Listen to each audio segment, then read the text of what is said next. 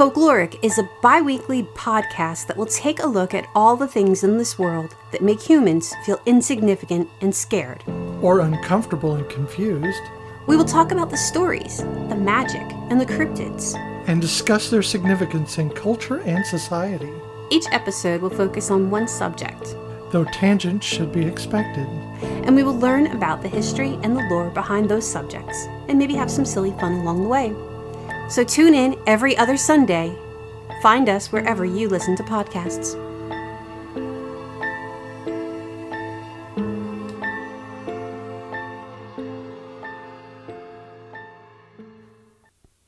The following episode has scenes of suicidal ideation. If this is something that you are uncomfortable with, please be aware.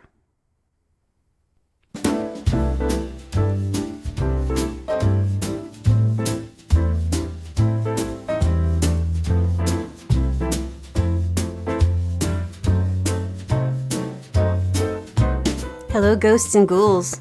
Welcome to this episode of Once More with Feelings. I'm Michelle. And I'm Beth, and we are a emotional journey podcast. And sometimes we journey to Ireland. Yes, with a lot of non-Irish people. That's right. Some of them were English, pretending to be Irish. Some of them were American or Canadian. So we're talking about a film called High Spirits. Yes. From 1988. It follows a cash-strapped Irish hotelier, Peter Plunkett, who stages fake hauntings at his ancestral castle to lure American tourists. His scheme backfires when two genuine ghosts, Mary Plunkett and her jealous husband Martin, appear and begin to stir unexpected romantic entanglements among the visitors. As All Hallows Eve approaches, the boundary between the living and the dead blurs in a topsy-turvy comedy of love, loss, and resurrection. That is from IMDb, and I have to say it's the most incompetent summary I've heard in a long while. And yeah. So there's so much more to this movie. I mean, it's not... Well, it's no masterpiece. There's much more to this movie and much less. There is. This movie is a sweet... Well, okay. Let me give you an idea of what we're talking about here. In 1988... This was a sweet movie in 1988. Neil Jordan directed High Spirits. But he also, in 92, directed The Crying Game. And then in 1994, Interview with the Vampire. Okay, holy shit. I did not know that this was the same guy. Because, see, I don't look into the directors. Yes. So I didn't realize it was the same guy from The Crying Game. The fucking Crying Game. And if y'all have not seen The Crying Game, please, I hope you get to go into it not knowing. Because I think that makes the movie 10 times better. I think it's extremely problematic. And it was a very problematic movie. And not, now. Particularly for trans people. It's always been a problematic movie. Don't get me wrong. It has always been a problematic movie. But as I always tend to get caught up in the whole historical lens crap, when the movie came out and I saw it, I know I was young. I didn't know shit. I was like, it was never like a movie I needed to watch again. But it was definitely like, it was impactful at that moment. Like, I didn't expect... I mean, if it was we an emotional. We can watch The Crying Game and talk about it. I don't want to watch The Crying Game again. But it was, at the time, I thought it was an amazing movie because, in the emotional sense. But again, I think what was it? You said 92. I was 18. What the fuck did I know? It might be worth watching the movie again in order to not review it, but talk about the emotions behind it. Yeah. It's not going to be a fun film for me. It's not going to be a fun film. It's not a fun film. In any universe. No, I mean, it's not going to be a film that I'm going to enjoy emotionally throughout the film. Yeah, no. But worse is Interview with a Vampire. Okay. First of all, no. Actually, I do have issues with Interview with a Vampire. Yes, because Tom Cruise. No. Weirdly enough. Is it Brad Pitt? So, and I always say that my only acceptable Tom Cruise movie is Far and Away, but Interview with the Vampire would be a second, only because I always forget that he's in it. Because honestly, Lestat is not a character he's ever played. He doesn't play characters like Lestat. Lestat's gay, and Lestat is that just off-kilter character that is just not a normal Oh yeah, no, it's definitely Tom Cruise. something. So I have a hard time going, oh yeah, that's Tom Cruise. I forget that freaking Antonio Banderas is in it. Because it's, again, they're playing vampires and it's just Armand, right? Yeah, Armand. Oh, I fucking love Armand. But I was I'm going off of 20, 30 years of memory here. I used to read. I wouldn't say I read a lot. I was into the Mayfair Witches more so when it came to Anne Rice. Understandable. But even now, They have that series now. I can't watch it. No? I mean, I haven't seen it, so I don't know. The little bits I have seen, I feel like it's not. I don't know. I really have issues with. I have issues with Anne Rice. Two Big Little Lies. Little Big Lies. I don't know what that is. I don't know what that is. TV series that kids watched in Dawson Creek times. I don't know what the hell you're talking about. I'm old. I don't know shit. Okay. I know. I just have issues. I just messed up the timeline. You're just totally. Everyone. But yeah, I went back to Dawson's Creek when this is like maybe 5 years ago. Pretty Little Liars. Is that what you're thinking of? Oh my god. So, which also has like Big Man. Good movie. Okay, Pretty Little Liars has like the best theme song. Okay, because this is one of my favorite songs. But even though I've never watched the show, I just know the song because our youngest used to watch it all the time. Yes, the Big Bopper. Chantilly Lace. I know you're trying to really drag me back into this movie, but I lost my point because I've forgotten. Gee, you completely forgot. Derailed yet again. You are welcome, audience. ADD. You're welcome. Fuck. So, how did you feel the first time you saw this movie in the ripe old year of 1988? In 1988, I was a senior in high school. My whole world was an oyster. In that it was slippery, slimy, smelled like sea salt, and tasted horrible. And there was no pearl. No, there was a pearl, but I couldn't get to it. It was too far away. Ah. So, High Spirits was an adorable film for me. First of all, because everybody's nude all the time. And my little pan heart, I mean, it's not nude. In my version of nude as a kid. I mean, yeah, because there's a lot of the... I mean, you're looking at it now going, well, it's no Cinemax, but no, they were without clothes for half the film, and you're like, oh, yeah, Beverly D'Angelo has no clothes Well, I mean, on. she was wearing a nightgown, and then, like, you saw her silhouette in the shower. Several times. And and yes, you see her... Did you see the movie? Yes, that was called a negligee. It was a nightgown that she was wearing. In the bus? In the bus? Yeah, when she's the one that has the stripe across the front of it, the weird sheer piece? No. She was just in bra, panties, and a garter. Oh, yeah, that part. I forgot about that part. I was thinking about like when she comes out of the bedroom and she's there were several states of undress for everyone in the film. At some point. And then, Daryl Hannah, she's wearing that sheer dress. Oh, yeah, I guess. And again... I didn't actually pay attention to Daryl Hannah that much. Well, because as a ghost, and they have her with that pale makeup on, it just kind of... It makes her look like she's washed dead. out, really. Like she's literally fucking dead. And Liam Neeson, I have to say, I have never been so far from attracted to him in anything I've ever seen him in. I, first thing, forgot he was in this movie. Honestly forgot. But the man is toned. Oh my Lord! I gotta give it to him. But normally I see Liam Neeson in a movie and I'm like, Daddy. He aged very well. He did. So a friend of mine in Ireland is related to him, like cousins, and apparently he used to change her diapers. Mary Plunkett. Yes, Mary Plunkett. Brought it back around. But so yeah, she said he was a dick. Okay. Yeah. Probably to her. What if she's a bitch? She's not. She's actually very, very, very... You don't know.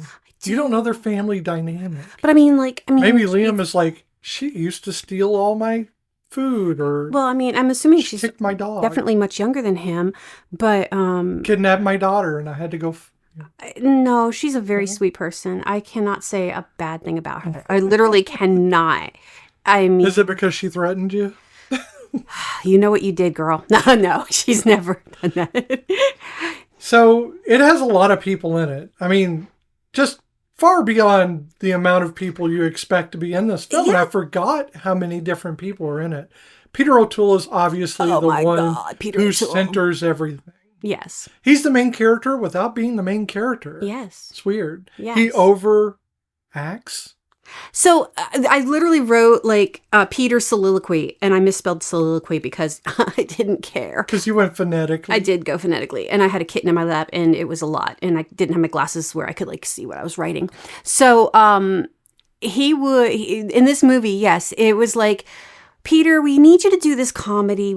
It's not your normal big film, but we need you to just, bring the Peter in, and then he's like, oh, well, I can do that. And then he would have moments. Glass of scotch. Yeah, glass of scotch. And he would walk upstairs, far away from the rest of the cast, talking about the horrors and the this and that and the other thing. But he's doing it in such a Shakespearean way. And it's like, yes. So this movie, let's get back to my thing. Yeah, so your feelings. Thing. Your emotions. High school. My emotions. I was in high school. Yes. Had the whole world laid out before me on a platter of stinky fishes. And I saw this movie and it changed my life forever in the way that it changed it, not at all. But it was okay. Hey. It had Steve Guttenberg, who I loved at the time. Oh, yeah. Still love Steve Guttenberg. I think he's one of those guys that you're just like, he is always going to be the guy that I want to be snuggled up to. Yeah, he's an edgier Rick Moranis. Yes. He's got the cuddle factor, but he's also kind of funky. Yeah. Kind of gonna get down and dirty. He's gonna put fingers where you don't expect. I was thinking you were gonna go and rob a bank together, or maybe, like do some type of a felony. Sure. We could have gone with that. So I had a job interview the other day, y'all, and in the interview, when they were asking, they're like, oh, well, we have to do a background check and da-da-da. She's like, you don't have a criminal past. I'm like, oh, no, I'm saving my felonies as my retirement plan. I got the job, y'all. I got the job. And the felony. That's my retirement plan. Felonies for old age.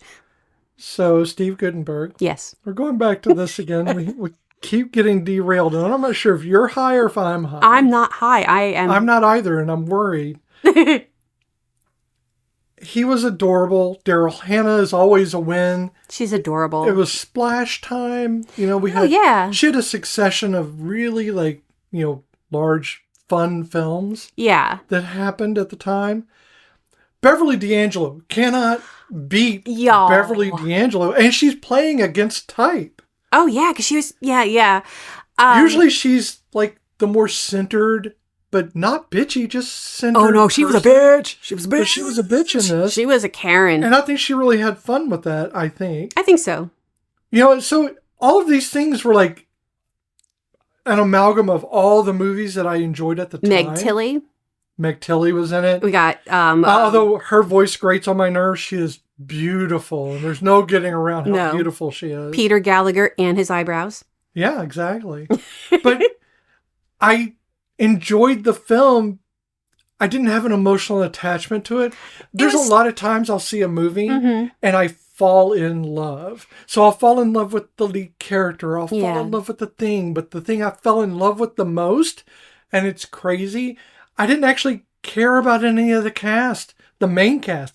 I cared about all the tertiary the other ghosts, yeah. Not the ghosts at all. The people pretending to be ghosts. The people who worked at the hotel, right. Yeah. I cared about them more than anything else. I thought they were just amazing in the worst possible way. They were like just these amazing locals. They really, I never really put much thought into them until this time around. So...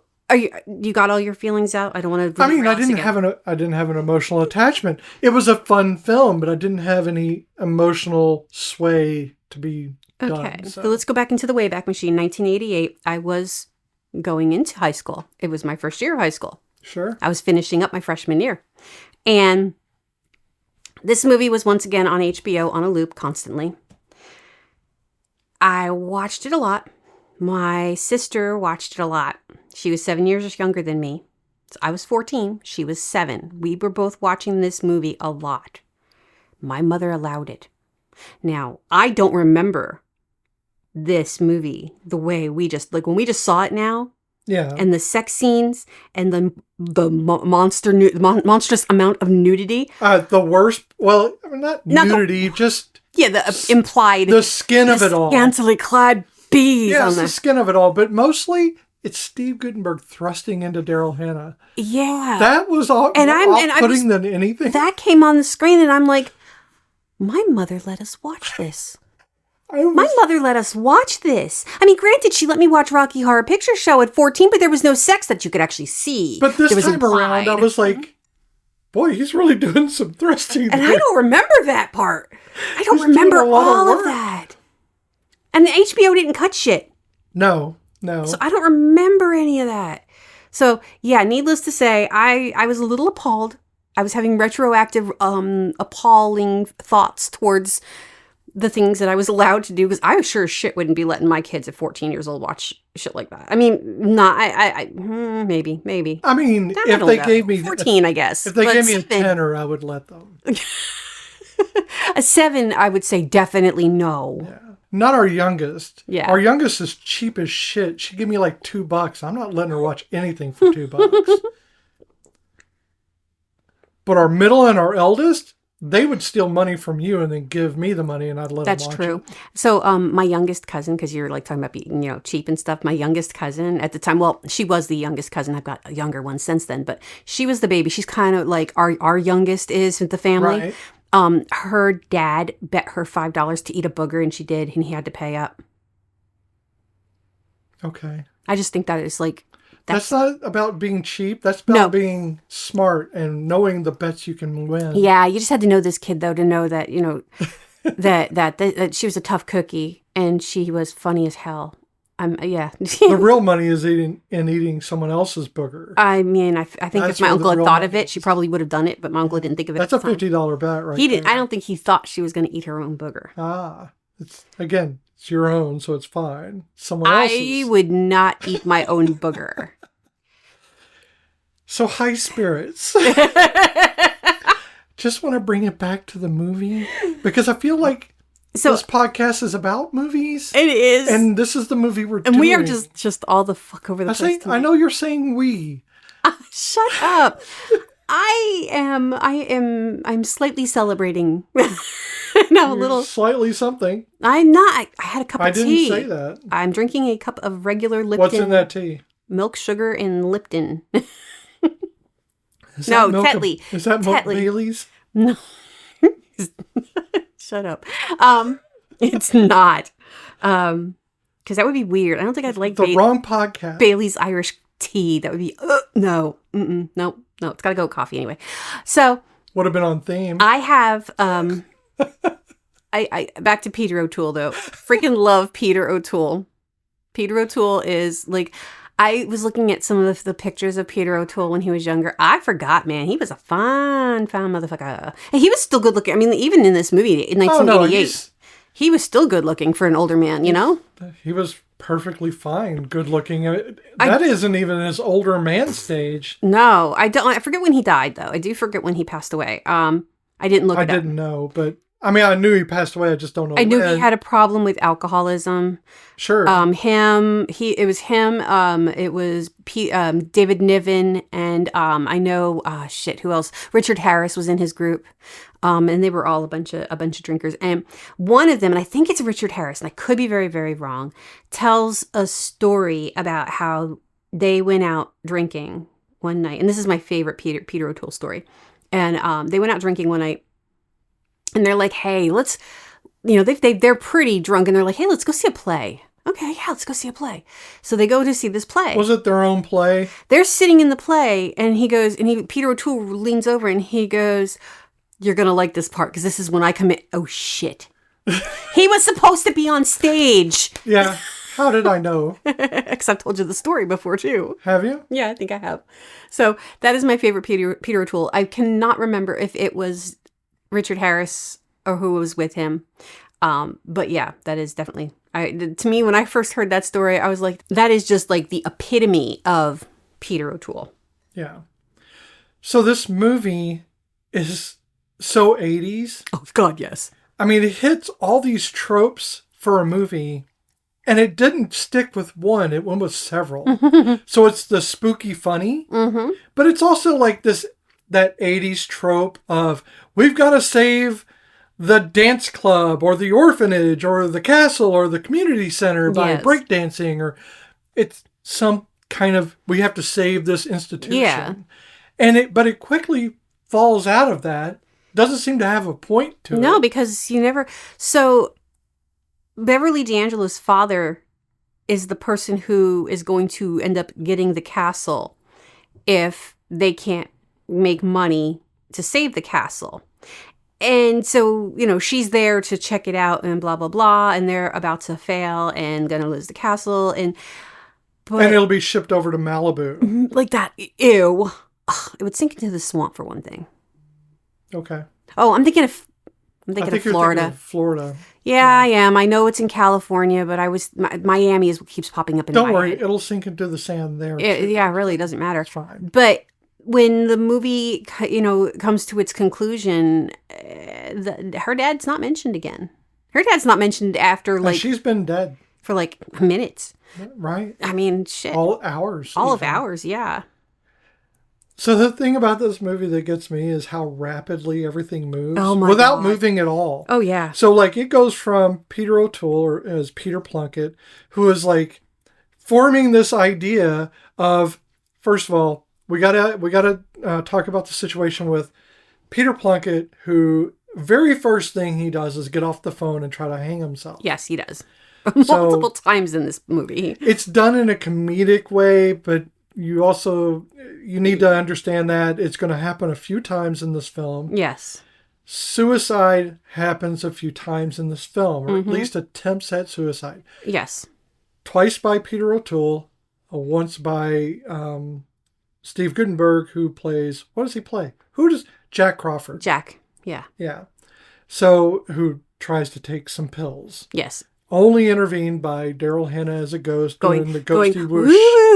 Oh, her which hands. only spun caps. Yeah, somehow that changed. Somehow it moved the vitamin B into the Valium and the Valium into Here's the vitamin the thing. A. As a kid, I didn't question that. I didn't either. That did not hit me Nope. as that would be weird. No, that but now nothing happened. But now I'm like, how did he not know? Vitamin B are pretty big and Valium are pretty small.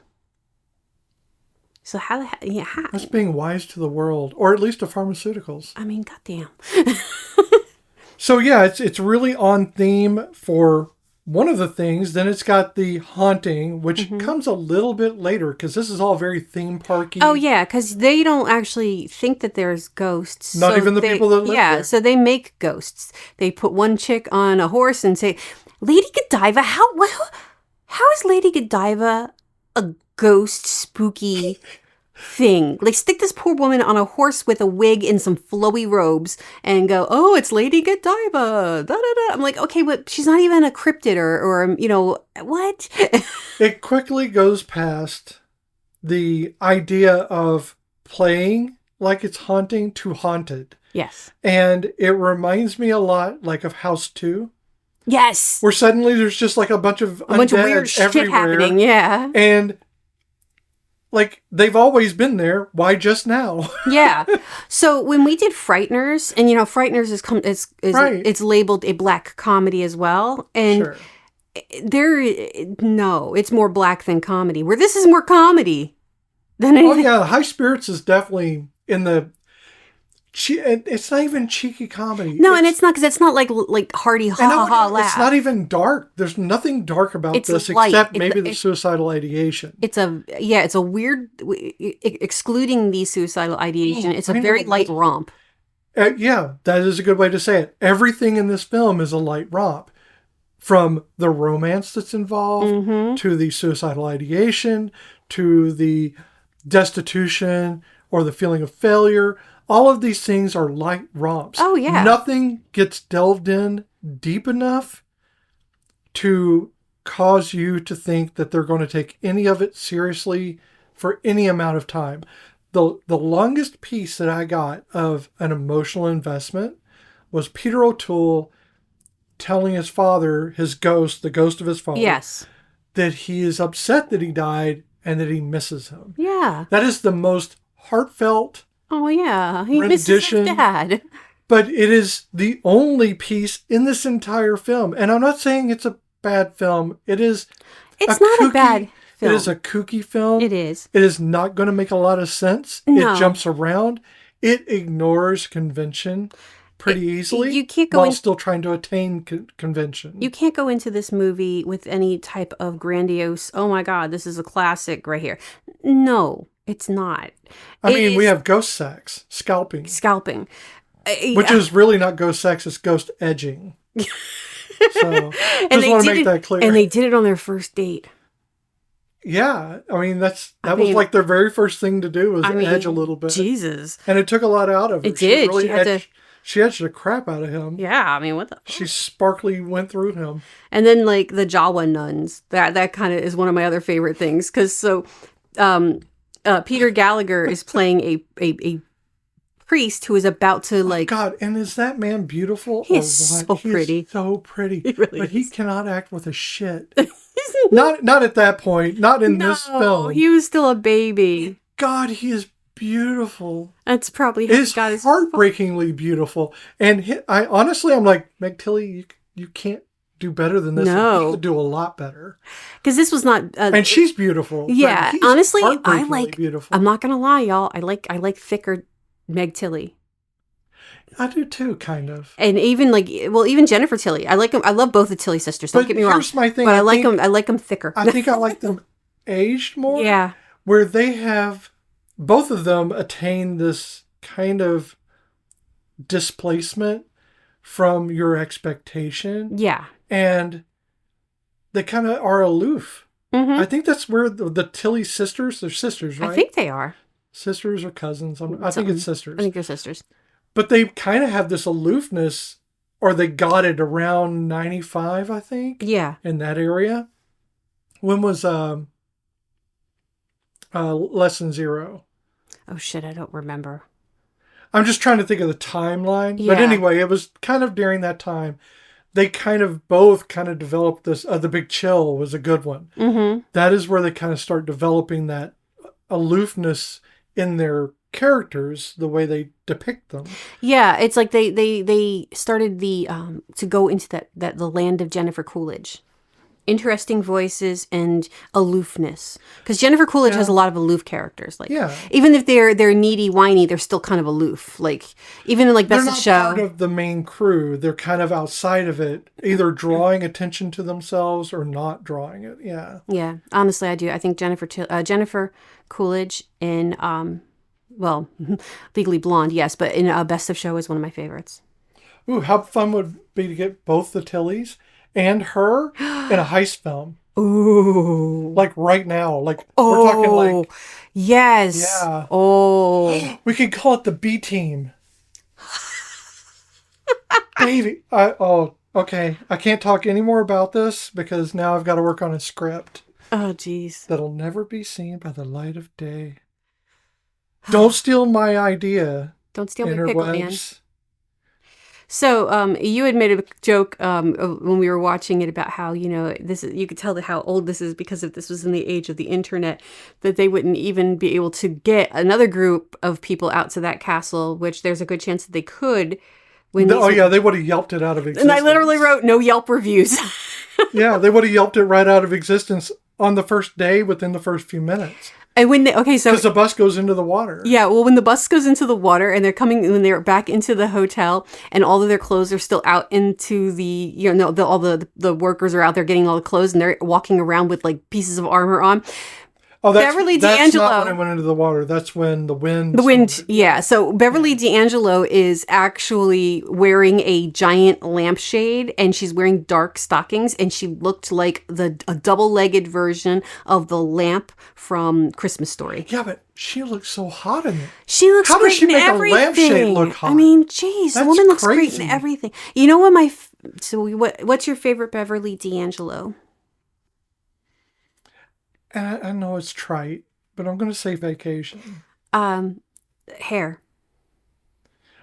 Yeah. I loved her in hair. I mean, I loved her. I mean, that was the first time I didn't even know she sang. I have trouble with hair because it's sad. Oh, it is sad. But I didn't know she sang even though I grew up listening to that soundtrack, I didn't know it was Beverly D'Angelo. So when She sings in Vacation.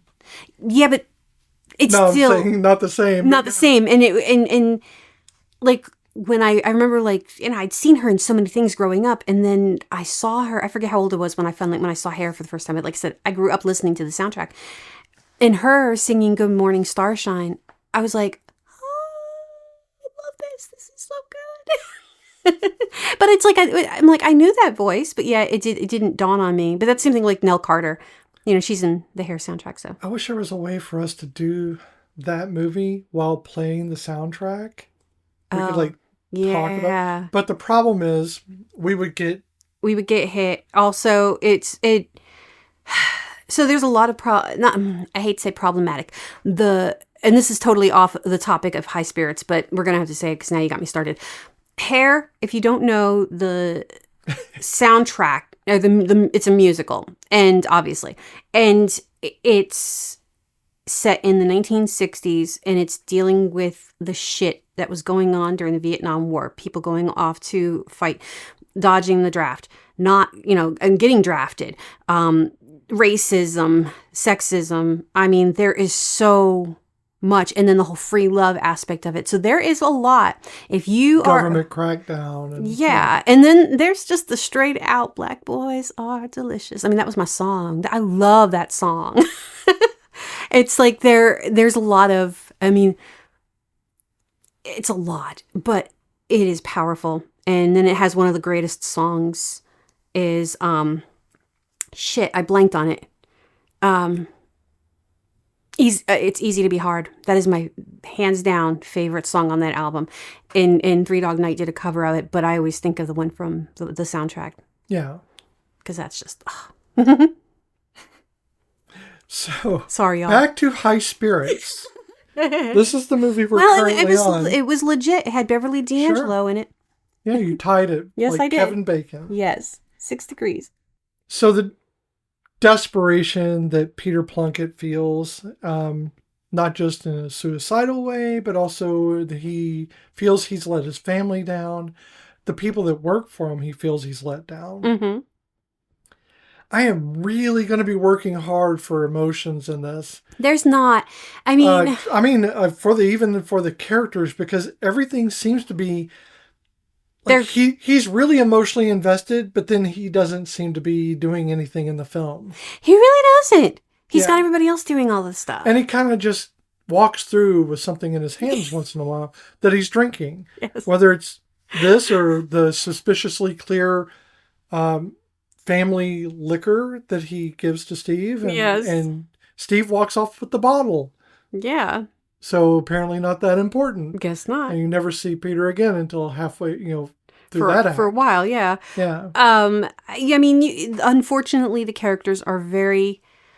you have your family, the mother, the father, and the 3 boys. And the father is he a paranormal investigator? Is that what he is? Okay. And then you have the priest. But you get no lead up to any of this. Because it is just, they get the idea, you see them working on it, and then suddenly there's people the Americans coming, are here. And you have no idea why they're coming. You get sloppily introduced by the fact that he's wearing a priest vestment, that McTilly is staring at him, I guess. I don't know what she does. I mean, she was there on, I don't know, a girls' night, girls' vacation. She's gone on a solo. Yeah. Yeah. Then, you have no idea why Jack Crawford or Sharon Crawford are there. No, well, he thinks it's because of, I think it's the second honeymoon. And it turns out that her dad sent her there to investigate the property. But you don't get any of that until 3/4 of the movie is gone. Oh, yeah. And, they go through the first night, and the first night they get the people who work at the hotel try to scare them, and they figure out pretty quickly, and honestly, above and fucking beyond, because the paranormal investigator dude, he is like, oh, I don't see anything, and then all of a sudden, the armor, because there's a person, you don't know that it until later on who's in the armor, but there's a person in the armor fucking with everybody, scares the kids, scares the wife. The dad goes completely berserk, and he gets hold of the sword and he chunks it out the window at the mirror because the guy, one of the other workers, he's doing, I think it's Eamon, he is doing the whole mirror trick with the fake ghost, like the spiritualists used to do. And he chucks the freaking sword out the window on purpose to break the glass. And it was like, I'm sorry, that's overkill. I get it. You came here to be scared. You find out it's a fake, but now you're just destroying everything? Well, it's just that there is no consistency in the way that people act in this film. So one minute you have Beverly D'Angelo is super mad. The next minute she's laughing and dancing. Yeah. Now you can say it's the drugs, but she's been on the drugs the entire time. Yeah, she keeps popping Valium. Right. And this guy, the paranormal investigator, he's pissed that they're fake ghosts. Then when real ghosts come out, he's pissed again. Yeah. Then he's excited about those same exact ghosts, and then he's also frightened of them, then pissed again, then not afraid of them. Yeah. Again. So there's no consistency to anyone's actions here, including Steve Guttenberg. Peter O'Toole's probably the most consistent, but that's because he's off camera most of the time. Yeah, unfortunately. And this is not a bad movie. No, we're just we're just picking. Right. Because there's not much else to do. So there is some things to do. We have some trivia we can throw out. Like Sean Connery, Sir Sean Connery, was originally offered the role of Peter Plunkett. He turned it down. I can't blame him, but honestly, I can't see him doing this. Yeah, he dropped out. So I do have one little bit of trivia. So this is a real castle. This is Dromore Castle in Ireland. And so do you remember the name of the character that Steve Guttenberg played in Police Academy? Yeah. Which is? Dana? No, is it not Dana? Shit. Begins with an M. Mahoney. No, it's Dana Mahoney. Oh, I don't remember. I don't know what the first name is. That part's irrelevant to my trivia. The house was built, the castle was originally built for the Mahoney family in 1830. Oh, that's funny. Isn't that funny? I thought that was odd. That's what I had to put that down on my little trivia things. The fish that was whistling? Yes. That was my question, or my clue last week. Oh, okay. Yeah, it was the rakes of Mallow. So yep, that was my clue last week. Also, we have Jennifer Tilly appears briefly as one of the skeptical American guests. So if you're just looking for Jennifer Tilly, that's where she is. Okay. Let me see. What else? Steve Guttenberg was apparently very happy with Daryl Hannah and Peter O'Toole. Said that she was very sweet and shy off-screen personality and complimented Peter O'Toole's professionalism. I think a lot of people have said that about, when we were doing Splash. Yeah, she's very sweet and very shy. And retiring, yes. I can see that. I mean, sure. I mean, okay, so my favorite film with Daryl Hannah, anywhere, my very favorite one is Roxanne. Oh, I love Roxanne. That is my favorite film with her in it. And I think that personality, not just her thing, but her personality probably best fits that. Yeah. That character. And I find that a lot of actors are kind of, there's a whole spectrum, but there's a lot of them that are inherently shy, because and it's okay for them to act. That's not affecting their shyness. Their actual personalities are shy, because when you're acting, you get to be somebody else, so your shyness can disappear.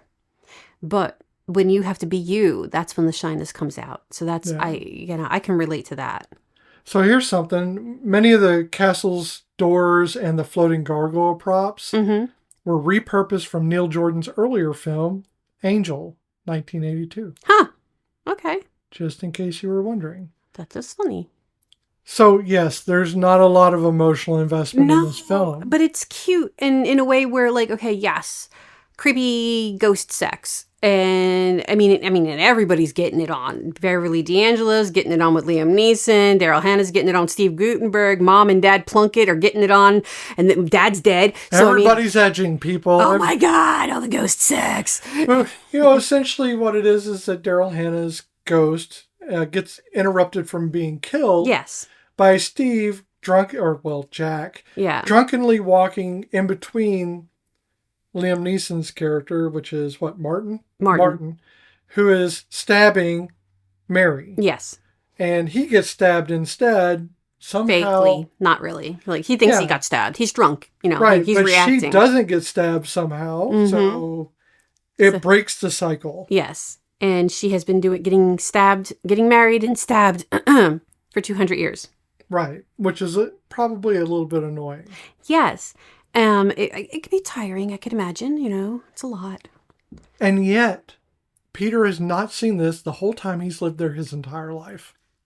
I'm pretty sure he's never been in all of that castle. I'm pretty sure he hasn't seen a single one of these ghosts that have all been here the whole time. So, okay, so in the movie, Jack says when he drunkenly walks into that room where he finds Mary and Martin, Mary Martin, she played Peter Pan.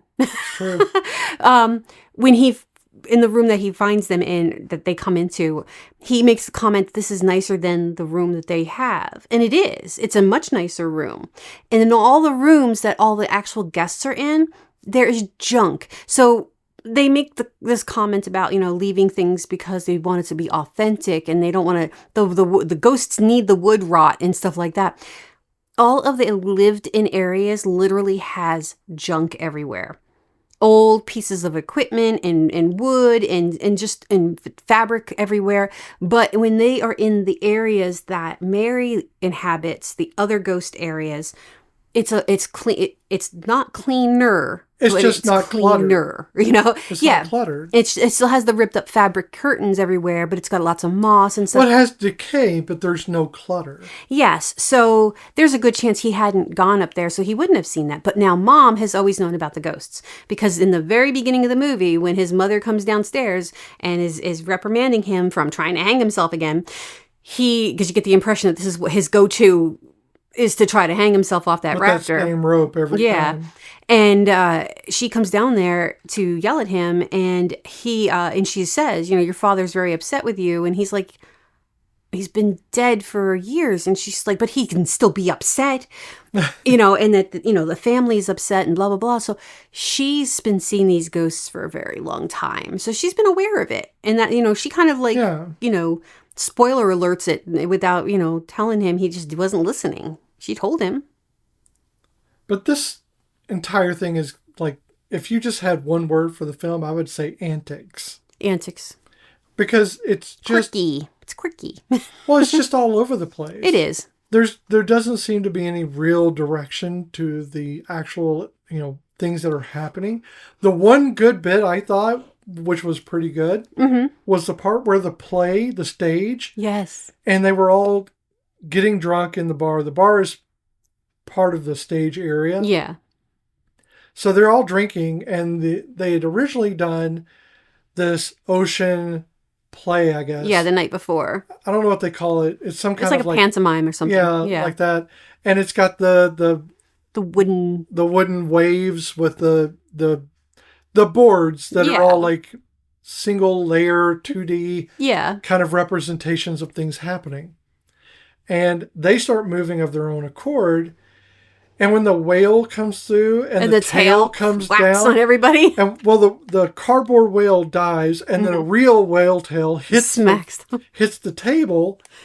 I thought that was a pretty good thing, especially in the 80s. I like the tentacles myself. When the tentacles come out over the submarine. I'm talking about the whole sequence. Oh, yeah, the whole sequence is awesome. And the kid going into the pantomime, he becomes part of the wooden, the flat surface, the 2D, he's 2D surface. Yeah. When he goes back on, when the tentacle pulls him on the stage. That whole sequence I thought was done really well. I thought even with all the chaos, they really did kind of work at making that really a showcase for what they're doing. Oh, yeah. They pull the kid out, and it's a 2D representation until he comes flying out. Yeah. It was done pretty well. It was like the stage had its own dimension in itself. Right.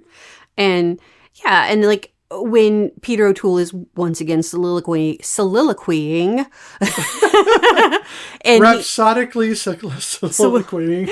and he's, standing there, and then all of a sudden the big bricks are coming out of the masonry, and they're coming past him slowly, because behind him in the wall, behind all those bricks, are all these crypts. Yeah. And here's the thing. How did his dad get in there? Or did his dad just his dad wasn't part of that. Oh, okay. Those were all decayed corpses, and he was a ghost. Now, that one corpse, could that have been Mary? The one with the curls that was up on top that had the wife? I kind of thought it might be, but I always thought she would have animated. And that looks like his well, she was family. She was family. I don't know. I don't know. It's one of those ones that always got me, because it doesn't look like her when she's quote unquote 200 years old. But I always thought that was when I first saw this. It's got the same hair. When I first saw this, and when I saw it this time, I also thought it. Yeah, it's like it's got the same hair. And it hit me like a memory. I'm like, oh, memory. I'm like, oh shit, that is her, right? Are they going to find out that that's her, and it never happened? So I have to say that this movie does redeem Steve Guttenberg from the short circuit fiasco. In the nostalgia sense of the things, yes, I am not mad that this movie is what it is. Guess, as per usual, anything in the 80s is pretty much going to be a problematic movie. Is it diverse? Fuck to the no. Hell no. A sea of white. And yeah, there's no diversity in this at all. Yeah. So it's got problems. It has issues, but it held up to my memory of it in the sense that, yeah, it's a cute little comfy movie.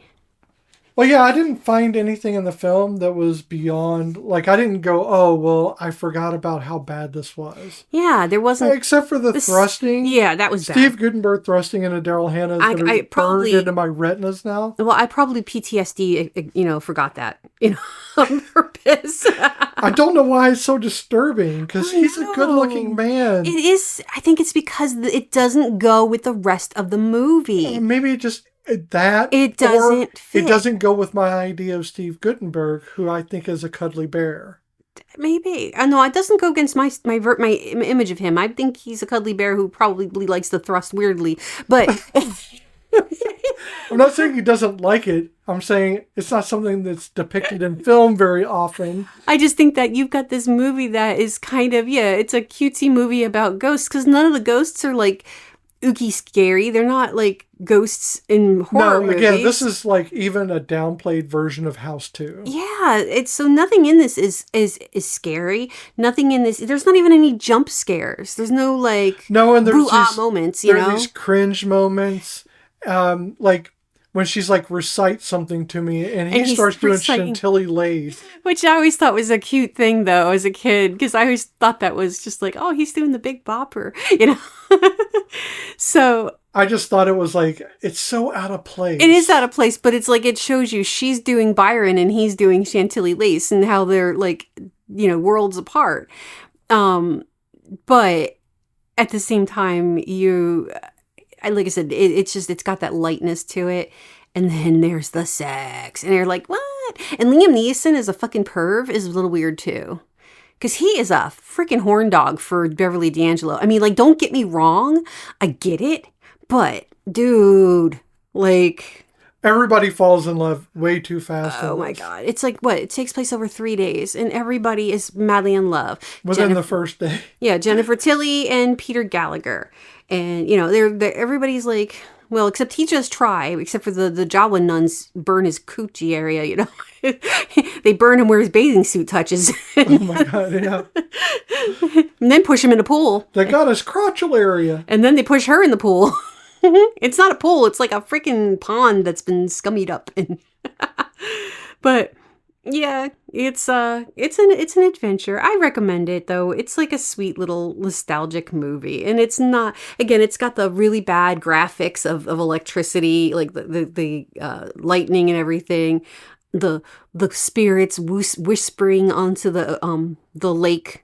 The swirls of the spirits when they're coming. Yeah, yeah. It's very badly done. It's when they used to animate the frames after they would film Yeah, it. yeah. Well, it's got that Ghostbusters feel to Oh, it. definitely. Where everything's like the hand-drawn cells. Yeah. So, and that's always like, are we done with this? But not in 1988, we aren't. So, yeah. Again, there's really not a whole lot to say about this movie. I don't know if I'd say there's not a whole lot to say. We just talked for 15 minutes about it. Okay. So, I mean, there's a lot to say about it, but we didn't talk about this movie the whole entire time. We did go off on many a tangent. there's just not a lot of emotional investment. There's not. It's a fun little romp. Like I said, But it holds up as that same fun little romp that does. it was when I was a kid.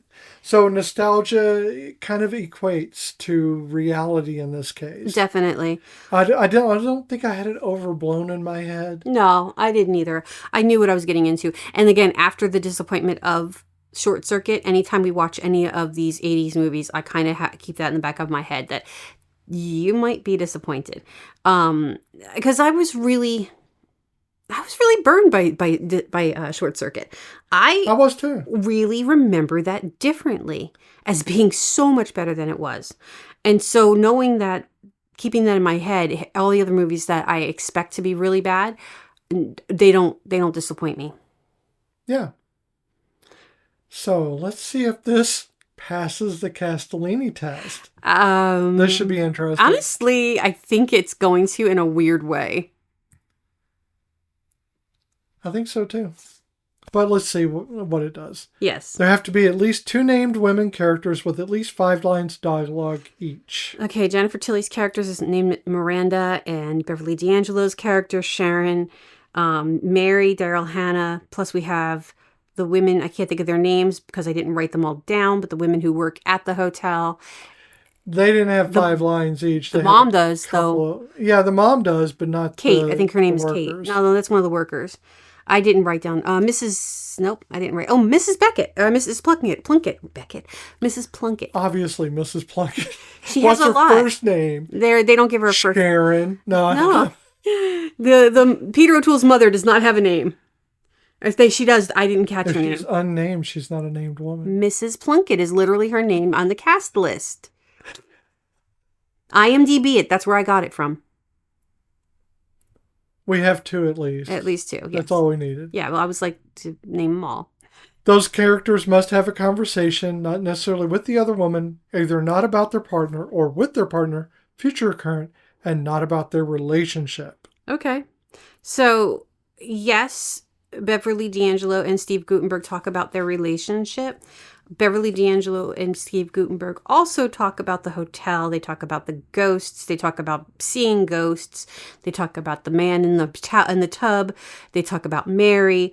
Then they talk, like I said, in the hotel. Sharon confronts Mary. Sharon also has a conversation with Peter O'Toole. And let's see, Jennifer Tilly, I can't, because all she's horn dogging is over Peter Gallagher. So, Brother Tony. So there's not much you can do. Yeah, you can't really go with that. But yes, so they do have conversations with other people, not about relationships. Yep. At least one of the women has to be integral to the plot, meaning that if she were written out of the film, it could not reach the same ending. Okay, well, if Daryl Hannah and or Beverly D'Angelo were taken out of this movie, neither could happen. Neither could happen, because there'd be no reason for them to go to the hotel if Beverly Steve Guttenberg wouldn't be there to save Mary. And if Mary wasn't there, there would be no one to save. Nobody would have saved him. True.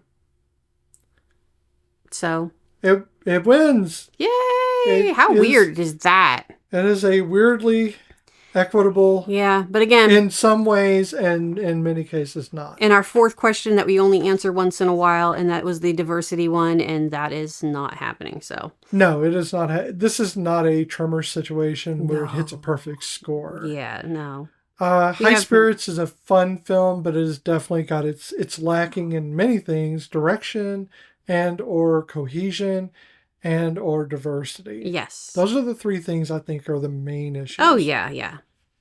But other than that, it's a perfectly good film. Will you see it? Maybe not. It's from 1988. Mm-hmm. In my heyday, it was great. Yeah. For you, you're going to see some hand-drawn images that remind you a lot of, really old films. So. Yeah. So if you want to catch this movie, try it on, walk around the house for a bit, see how it fits in the seat. It'll ride up with where? Yes, it'll ride up with where. You can catch it on Tubi, YouTube TV, Fandango at Home, Amazon Prime, Apple TV, and Netflix, either through subscription, $2.99 to $3.99 rental. We saw it on Tubi. Wasn't bad. Wasn't bad, we had commercials, but honestly... Didn't have too many of those. No, and we need sometimes commercials because, pee breaks and animals. Yeah.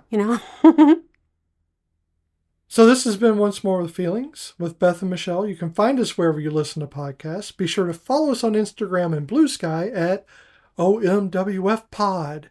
Visit our page at oncemorewithfeelings.podbean.com. Or you can send us an email. We like those because they're in the email form and not in the snail mail. omwfpod@gmail.com. Take a moment to subscribe and rate us on iTunes or any of your religions. Yes. So in a few weeks, we're going to have a guest. Pat Green is going to be joining us for a watch. Yeah, he's a columnist, author, documentarian, a freelance photojournalist. Currently, Pat is the editor-in-chief of Gen X Watch and managing editor of Barnstormer Publishing. And you can find Gen X Watch at genxwatch.com, and I'll put the link in the show notes. Awesome. He is going to be with us, and we can talk about the film. We can say what it is. Yeah, we're gonna be doing Benny in June. Yeah, it's going to be an interesting discussion. I had a few conversations with Pat, and he seems like a really dynamic person. We got connected through Pretty in Pink. Yes. He did an excellent article. You should really go to Gen X Watch and read that article discussing Pretty in Pink, or his observations of it, his critiques, or the things he really loved about it. I think it was a really interesting thing, and that is what drew us to wanting to talk to Pat. So I think that Benny in June is going to be an excellent film for us to really dive into that. So, I'm looking forward to it. Yeah, be sure to listen in. It'll be several weeks from now. I'm not sure when this gets published. Yes. But we will keep you apprised as we go along. Also, we have another podcast. Oh, yeah, that's right. I forgot. Totally forgot about the brand new podcast. Yes, Folkloric. It is a bi-weekly podcast, so give us a little bit of a breather between episodes. And it's basically things that go bump in the outside, Scooby, spooky world. Well, we go through cryptids and myths and legends and lore, folklore. Yep. Because it's called folkloric. Yep, you name it, and we will make fun of it. No. The first episode is unicorns. Unicorns. Your favorite subject. Yes, next to dragons, which, yeah. So, next week's episode. Here are your 2 clues. And I'm torn. These are so easy, guys. If you can't figure this one out, I really tried to be a little bit hard, but this was just, there was no way to do it hard. Okay, Steve Buscemi and John Lovitz are in this movie, but they're uncredited. But they're credited in the soundtrack. And the second clue is a princess who turned into a general helped write the script. Uncredited. And those are my 2 clues. She was the script doctor. Yes. Because she was a princess and the general. I think that's probably one of the easiest ones. I know, but she was uncredited, so if you don't know... Like, it's one of those, if you know... The internet exists. It exists. If you really care enough to try to figure it out, let me know. That's been a trip. It's been high spirits. High spirits. There's not even a catch line. Like, there's no... Oh, no, I've got one. Oh, you do? Look at me, you bastard! It's shagging bullshit is what it is.